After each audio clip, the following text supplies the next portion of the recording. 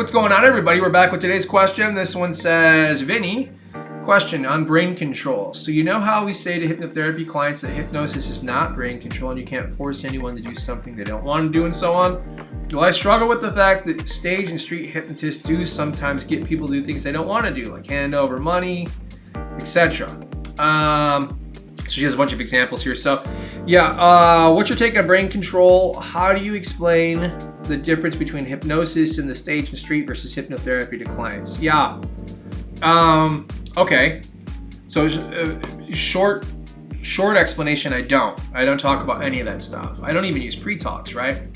Here's why though. Let me explain the thinking behind this. You know, let's say a client comes to you for some symptom, right? I don't want to quit smoking, I want to lose weight, whatever it is. Well, we know that's the presenting problem, that's not the real problem. And we know that there's the chance that it's going to be different for every single individual in terms of what the real problem is. So we don't know the real problem. And then if we're trying to explain hypnosis to somebody, well, we don't know how that individual is going to experience it. We have no way of knowing on the front end. We would just be guessing.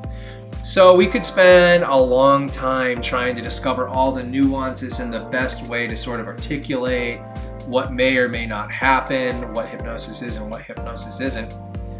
And I think if you're working in a traditional way, there's an ROI there, right? You're going to want to pursue that endeavor. However, the reality is you're still not going to know. And think about that client sitting down in front of you and they're kind of like a little bit nervous and they've had this problem for a long time and they're finally hoping they can get the relief they want, right? And they can finally get away from that pain and get towards that pleasure, whatever it is. And now you spend 30 minutes, whatever your pre-talk is, and we're just overwhelming them with information. They're not going to be able to recall all that anyway. So even if you do say the thing that they may experience, the chances of them remembering are, who knows? So you could, at the end, you could try to go like, hey, remember when we talked about that? And they're like, yeah, kind of, right? Well, what? They don't care, has been my experience. Clients really don't care. When they come to see you, ultimately, the nature of hypnosis is they just want to get rid of the problem. Some do have a casual curiosity towards it. And if they had a really strong curiosity, they'd probably be studying it, right? So there's a lot that I'm throwing at you here, but ultimately what I would rather do is just begin to explore the nature of that problem with the client. And as we begin to discover what's really going on underneath the surface, hypnotic phenomena can just occur.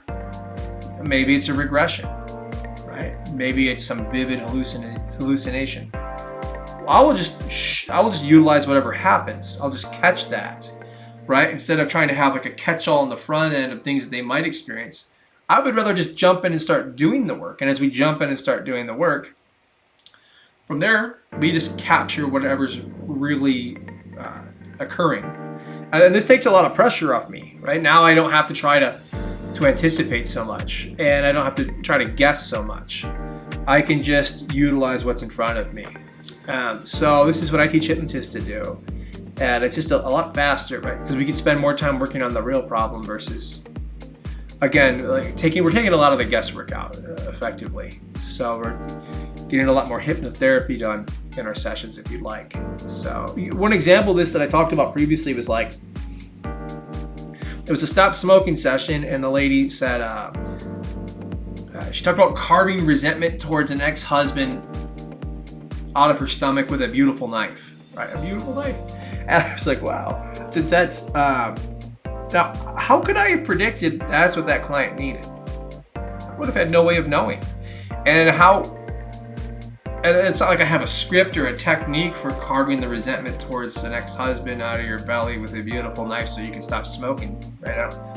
Right? But that's what that client's unconscious mind revealed we needed to do, so we worked on that.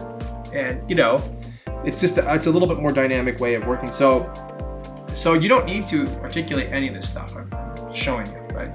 It's the case, and the people I train are going to show you that too. So it's a lot of pressure. I think if you are working in that traditional way, yeah, you're going to want to research this and sort of find a way to articulate all of it. Unfortunately, I can't help you specifically with that language.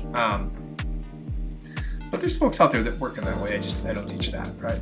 So I hope this helps give you some, at least a counter example for like, hopefully this isn't preventing you from going out there and seeing folks, right? Ultimately, that's where you're going to learn all the real nuances and things like that. So yeah, thank you for your question. If you have a follow-up, if something about that's unclear, just shoot me a message, all right? Take care, everybody.